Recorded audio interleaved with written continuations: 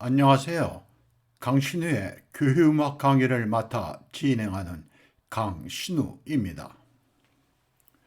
신앙인을 위한 교양 강좌 10번째, 너무도 큰 점프입니다. 오늘 강좌의 제목이 좀 색다른 면이 있습니다. 뭐로 가도 서울만 가면 된다 라는 우리에게 내려오는 말이 있습니다. 요즘은 잘 사용하지 않는 말 같습니다. 이 말의 뜻은 방법이야 어떠하든 결과만 얻으면 된다는 것입니다.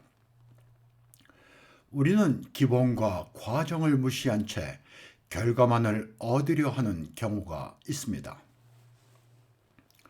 외국에서 핸델의 메시아는 전문 연주 단체의 연주가 일반적입니다. 때로는 아마추어 단체의 연주가 있기도 한데 이들의 성악적 능력과 음악적 수준이 상당한 경우입니다. 외국에서 크리스마스 시즌에 메시아를 싱어롱으로 노래하는 모임이 종종 있습니다. 음악회장에서 오케스트라와 독창자들은 무대 위에 있고 합창은 객석에서 노래하는 형식입니다. 여기에 참여하는 자격은 없습니다. 오래전 시카고 심포니 오케스트라가 주관한 이 모임에 참석했는데 주위에서 노래하던 사람들의 실력이 대단한데 놀라웠습니다.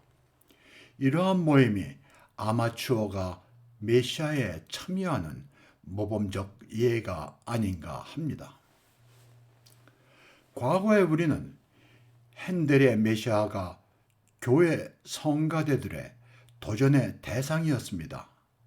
성가대 연합으로 혹은 성가대 단독으로 하는 메시아 연주는 일상적입니다. 마치 정상을 정복하고자 하는 도전적인 마음 자세, 꼭 메시아만을 하겠다는 것입니다. 여기에는 일부 지도자들의 과욕이 있는 것입니다. 크리스마스 시즌에 얼마든지 연주 단체의 수준에 맞는 음악회를 준비할 수 있습니다. 우리에게 소개되고 연주되기 시작한 옛 음악, 고음악이라고도 하고 영어로는 early music이라 합니다. 옛 음악인 바로크 시대의 음악 가운데 처음 목표가 바흐의 마테 순환곡인 것입니다.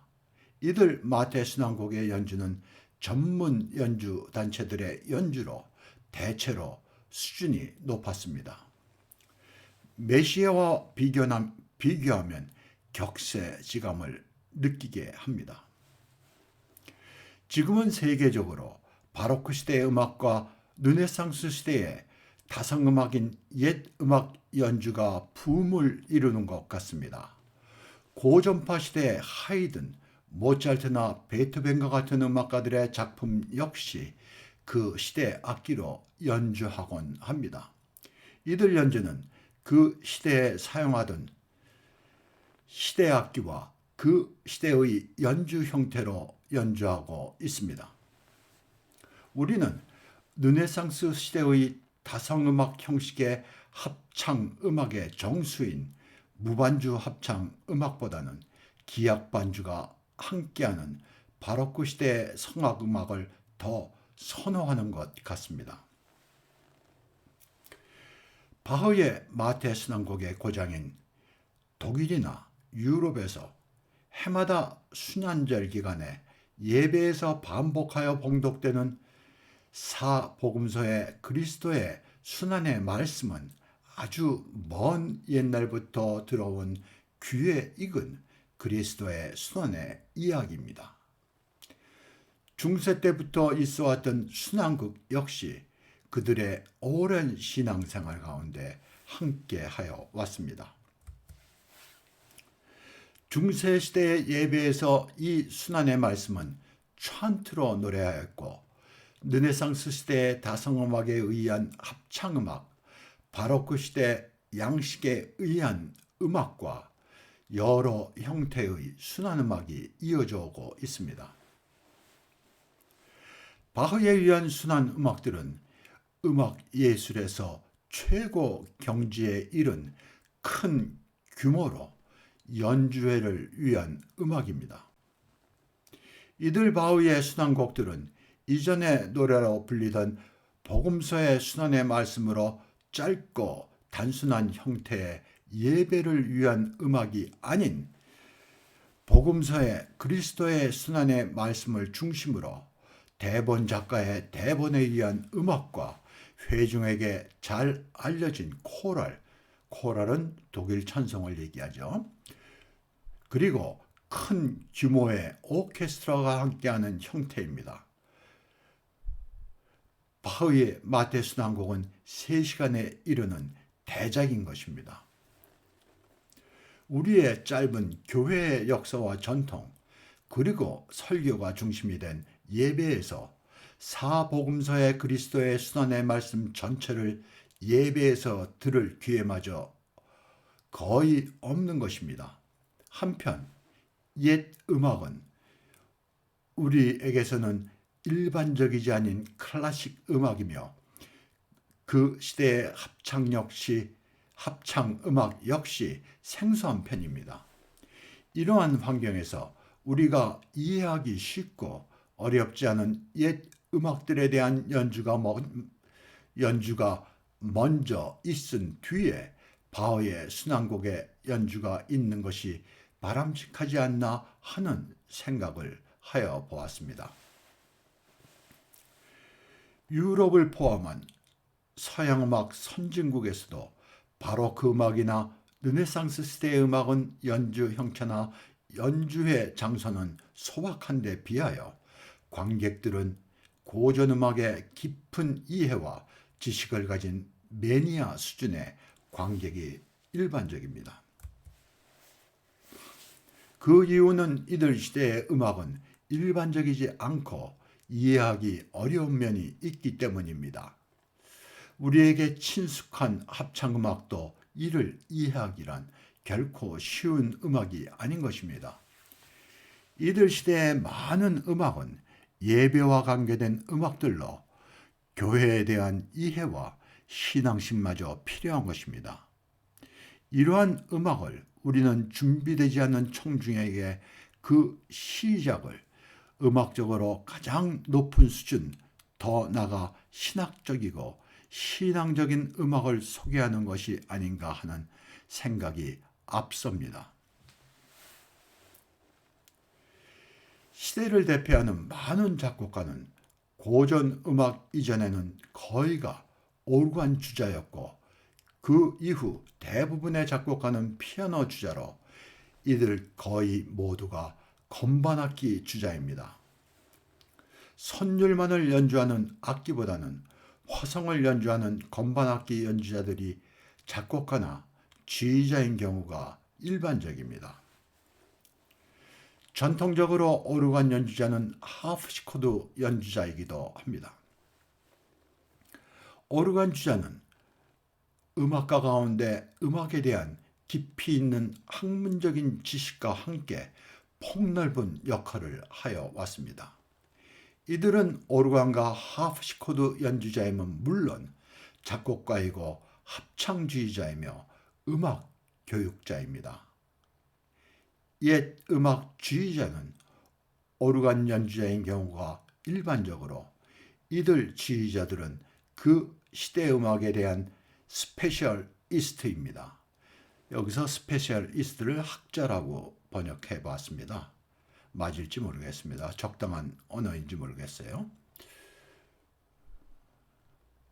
우리에게 모범이 될 수 있는 연주단체가 있어 소개하려 합니다. 일본의 바로크 음악 전문가인 마사키 스즈키와 그가 지휘하는 바흐 콜레지움 저펜을 중심으로 소개합니다.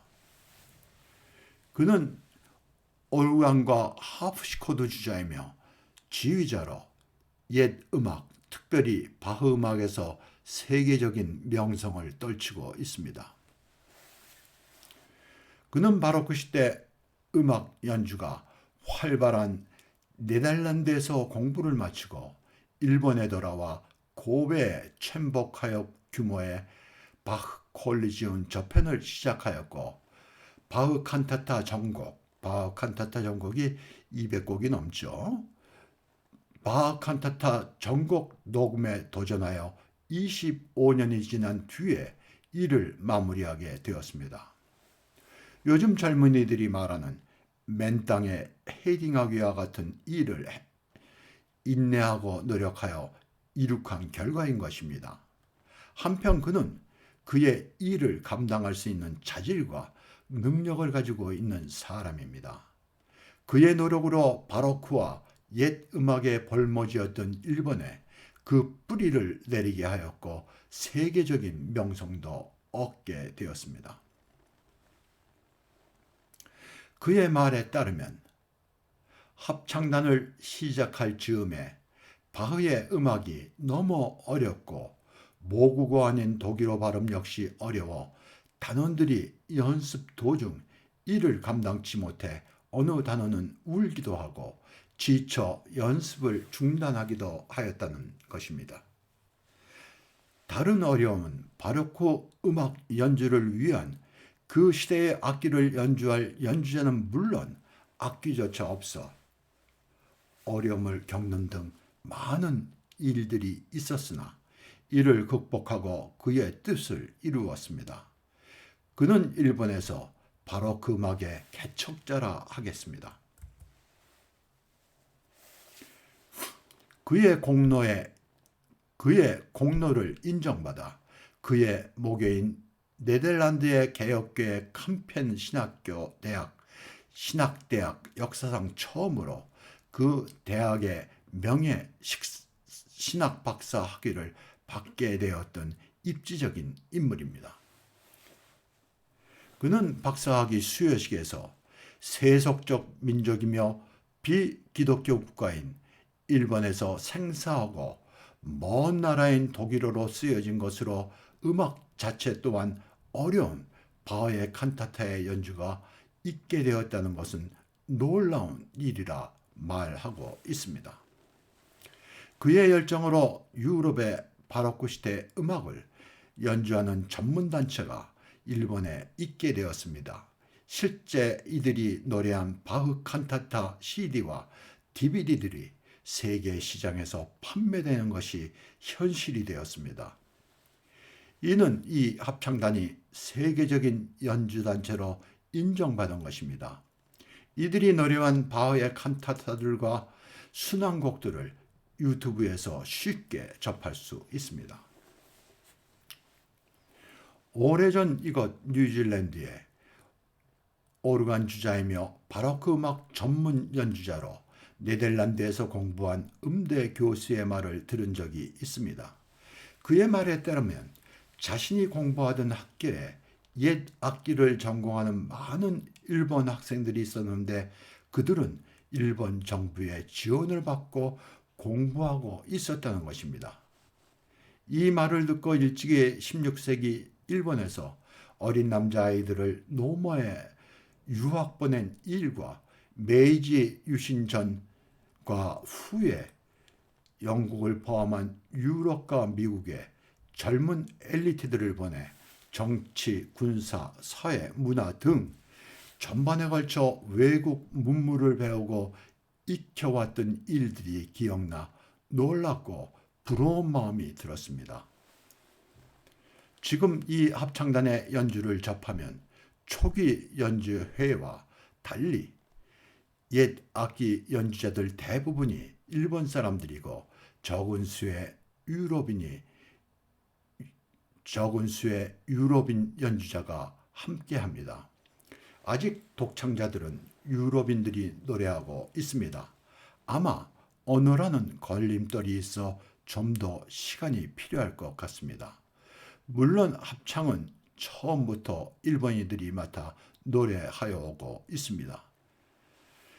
지금 유럽의 옛 음악 연주단체들의 연주회에서 일본인 예악기 연주자들을 만나야 한 것은 일상적인 것이 되었습니다.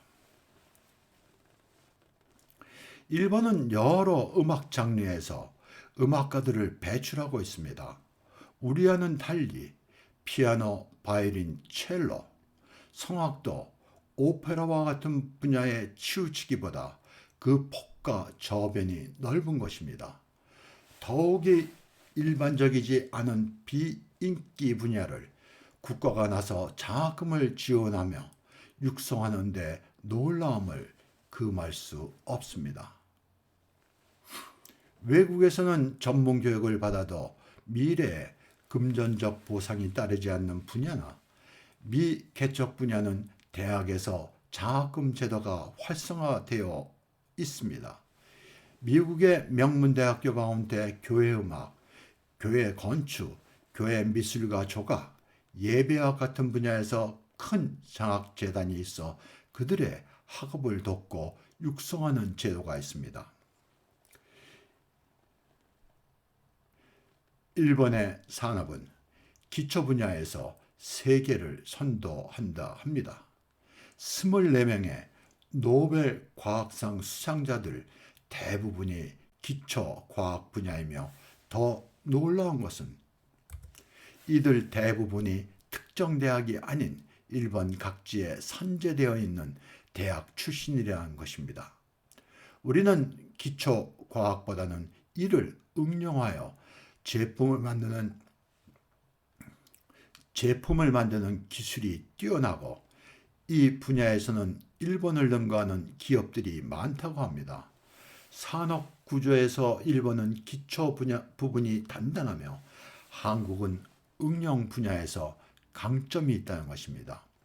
이러한 현상이 음악에서 나타나는 듯 합니다. 그 대표적인 것이 K-팝, 한국 대중음악입니다. 요즘은 방탄소년단이 세계적으로 상종가인 것 같습니다. 한국은 음악의 기반이 되는 클래식 음악의 전통과 그 기초가 일본에게는 뒤지나 K-팝이 일본은 물론 세계를 놀라게 하는 지경입니다. 영국의 비틀즈가 영국 전통 음악의 뿌리와 토양에서 태어난 것이지 그들 각자의 자질만으로 성공한 것이 아니라는 것입니다. 영국은 성가대 합창음악과 클래식 음악 수준이 높은 나라입니다. 우리가 잘 아는 대중음악 장르의 락음악, 헤비메탈 등 그리고 뮤지컬의 뿌리는 영국이고 미국에서 이들이 번성한 것임을 알아야 합니다. 우리는 뮤지컬의 메카로 뉴욕의 브로드웨이를 연상하나 실제는 영국 런던의 웨스트 엔드입니다. 여기서 말하고자 하는 것은 원인이 있고 결과가 있는 것이지 어디서 무엇인가 뚝 떨어지는 것이 아니라는 것입니다. 한편으로는 일회성이 아닌 지속적이어야 하는 것입니다. 우리도 이웃 나라에서 시작된 바흐 합창단 같은 합창단이 지도력을 가진 지도자에 의해 시작된다면 곧 세계적인 옛 음악 전문 합창단과 연주자들이 나오리라 믿어 의심치 않습니다. 일본 바흐 합창단과 같이 배우는 자세로 유럽인들과 교류는 물론 도움을 받는 것은 중요합니다. 우리의 정서는 자신이 모르거나 부족한 부분을 다른 사람에게 물어보거나 도움을 받는 것에 익숙하지 않습니다. 스스로 도움 없이 무엇인가 이루는데 어찌 보면 자립심이 강한 면도 있습니다.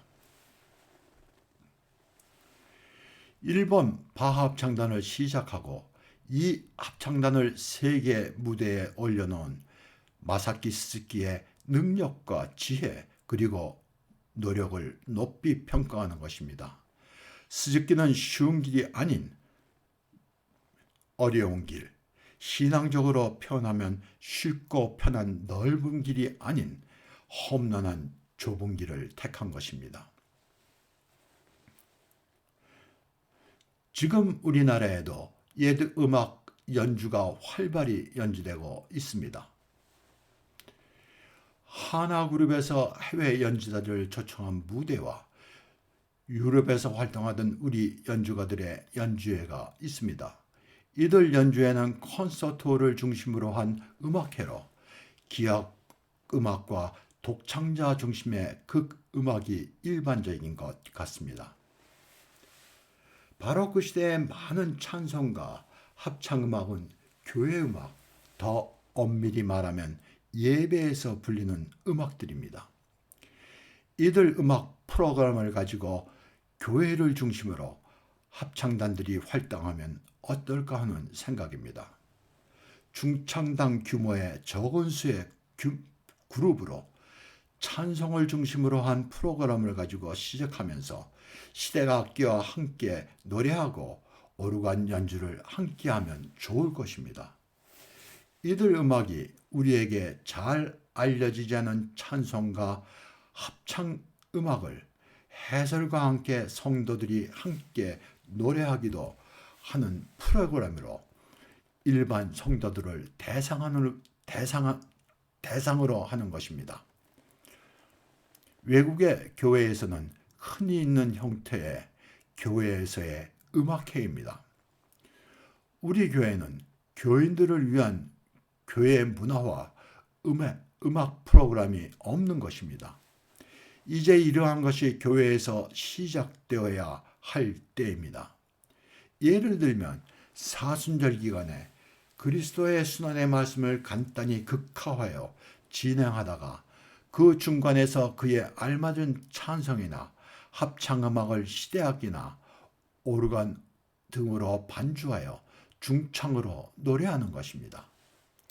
대강절에는 모르는 찬송을 해설과 함께 찬송을 회중이 배우고 재림 그리고 탄생에 대한 성서의 말씀과 성시를 낭송하며 중창으로 시대악기와 오르간에 맞춰 찬송을 노래하는 등 수준 높은 프로그램을 가지고 교회를 방문하는 것입니다.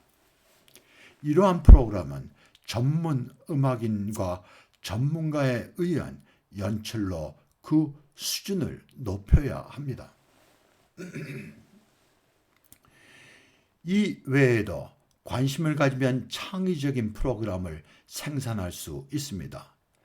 이러한 프로그램은 우리 성도들이 경험하지 못한 고급의 교회 문화를 체험하게 될 것입니다. 전문 연주자와 스태프들이 준비하고 제작된 프로그램을 교회는 교인들을 위해 자리를 마련하는 것입니다. 이들은 기존의 합창단이나 연주단체의 일부 단원들로 가능한 것입니다. 이제는 과거와는 다른 교회의 집회 문화가 시작되어야 할 때입니다. 이것이 풀뿌리 교회 문화 운동의 시작이 될 것입니다.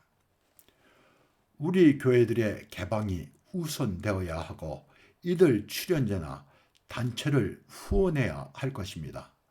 이들을 위한 보다 더 구체적이고 체계적인 지원이 필요한 것입니다. 교인들은 음악회당이 아닌 교회에서도 품격 있는 음악회를 경험할 수 있는 것입니다. 우리 교회를 지금의 장년과 노년 세대와 비교한다면 그동안 자식을 위하여 희생하여 온 세대가 자신을 위한 삶을 살아야 하겠다는 생각을 갖는 것과 같이 선교에 쏟아온 열정을 교인 자신들을 위한 교회 문화사업에 관심을 가질 때가 되었습니다. 선교 헌금과 함께 교회의 음악을 후원하는 헌금과 후원단체의 활성화가 필요하겠습니다. 미국이나 유럽의 교회에서는 이러한 제도는 일반적입니다. 그 예를 들어보겠습니다. 미국의 어느 교회는 순회 공연 중인 외국의 전문 합창단이나 중창단을 교회에 초대하여 음악회를 갖는 것입니다. 여기에 교인들은 물론 이웃의 주민들에게 연주회에 참석토록 하곤 합니다.